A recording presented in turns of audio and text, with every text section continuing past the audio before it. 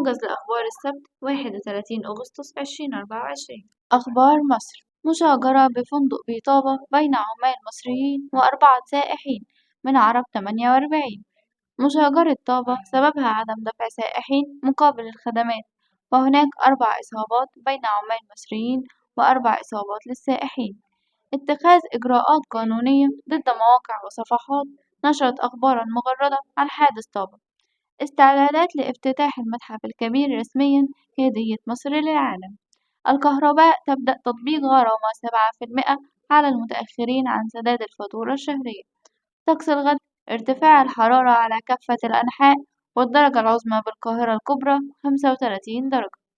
أخبار الرياضة: تتويج فريق بيراميدز ببطولة كأس مصر 2023-2024 على حساب زد للمرة الأولى في تاريخه.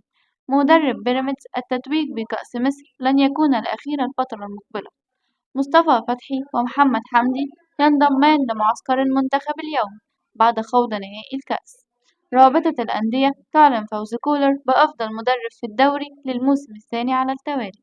تقارير تركية: تريزيجيه يوافق على الانتقال للدوري السعودي.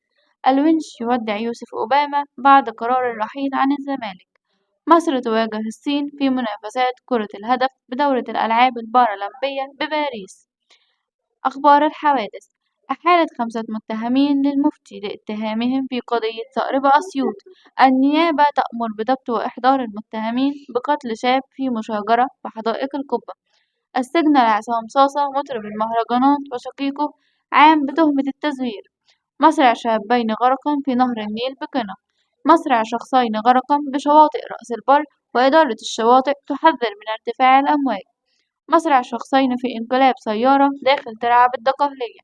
أخبار الفن: مهرجان العالمين الجديدة يعلن ختام فعالياته. ختام مبهر لمهرجان العالمين، واستعراض 50 يوما من البهجة والفن والرياضة والثقافة.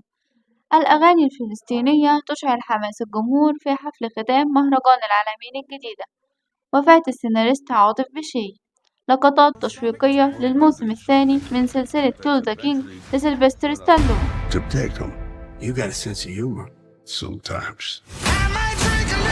كده نكون خلصنا أخبارنا لليوم، ونلقاكم في أخبار أخرى.